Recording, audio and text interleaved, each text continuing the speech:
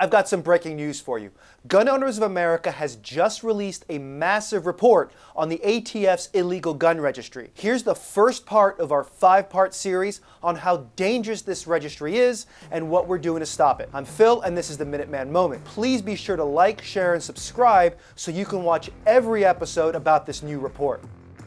We've talked extensively about the ATF's gun registry on previous episodes of the Minuteman Moment as that news was breaking. And with the help of Congressman Michael Cloud and thousands of patriotic GOA activists like you, we were able to kick this hornet's nest and get some answers. Behind the scenes, we made a Freedom of Information Act, or FOIA, request to the ATF, and we received them back. After our team analyzed the hundreds of pages they sent back, we now have a very good idea of how the ATF keeps records of your gun purchases and how they plan on making it worse. Since a FOIA can be a little tedious to read, we've condensed it down into a report which will be available in the description. Even though the report is really readable, you should check it out, the contents are so important that we're starting this short series to break it down for you so it's easier to share when you get into arguments with that crazy aunt of yours on Facebook who insists that there's no such thing as a gun registry. So for this first video, let's go over what we previously knew about the gun registry and what we've learned since then. We've all known that the ATF has kept a record of guns for their tracing efforts for decades. The records are kept in the National Tracing Center, or NTC, which is a massive warehouse located in West Virginia. All gun dealers are required to turn in the 4473 forms, which gun purchasers are required to fill out from the last 20 years once they go out of business, and send those to the ATF. Those forms contain gun purchasers' names, addresses, and even a social security number. That's in addition to the information on the actual gun they're purchasing. The justification for this tracing center is supposedly that it stops crimes. In GOA's report, we demonstrably debunk that notion, and we'll release a video on that in a few days. We've talked before how there are so many cases of gun registries in history which lead to gun confiscations. And Americans understand a disarmed population leads to tyranny and even genocide. This gun registry contains the names, addresses of gun owners, and the number and type of guns they own. This gun registry is in violation of several federal statutes put in place to avoid exactly what the ATF is currently doing. Just to give you an idea of how brazenly bad this registry has always been,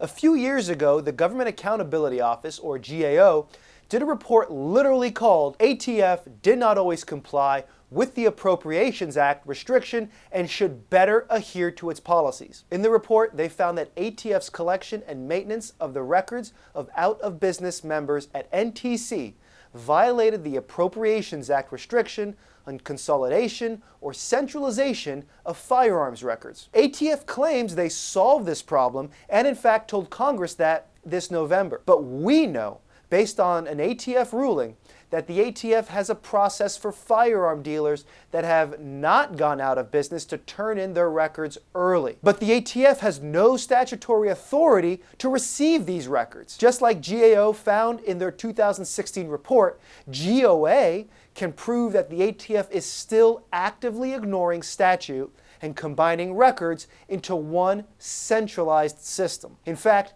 ATF is actively trying to cover that up quietly in its latest rule change. More on that ATF cover-up later in this miniseries. Even though it was public knowledge that this registry existed and was in violation of the law, nobody seemed to be doing anything about it. So Gun Owners of America stepped up. And if you've been paying attention to us, we've been talking about this registry for a while. But in addition to that, we've also wanted to do legislative action. We first wanted to know how big the registry was. So we asked a friend of ours, Congressman Michael Cloud, to rally other pro-Second Amendment representatives on Capitol Hill to demand that the ATF reveal how many records they had. They submitted a letter under his leadership and got a reply. In the letter, the ATF revealed their carelessness by stating, GOA's findings relative to the title of the report referred to a discrete situation that in no way reflects any larger issue regarding out-of-business records. Well, we know that's a lie, because if it were true, why did the ATF move to fix this with their most recently issued rule, which Biden just announced? And if Ted Cruz's CRA doesn't pass,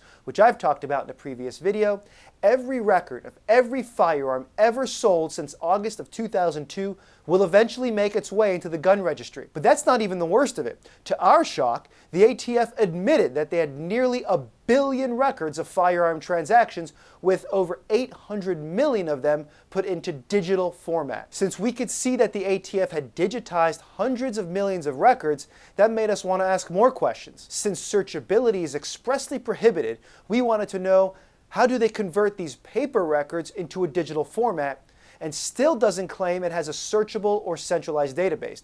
Spoiler alert, it's searchable and centralized. You can read the report for yourself in a link below, or wait until the next video in this series drops, where we'll show you the laws which prohibit a centralized and searchable gun registry, and how the ATF made a searchable and centralized gun registry anyway. But until then, we need you to do your part. The Washington Free Beacon broke the story about this gun registry, and Senator Cruz is putting an end to this registry with the Senate version of Michael Cloud's No Registry Rights Act. So I'm asking you to share this video so more people can be aware of what their own government is doing.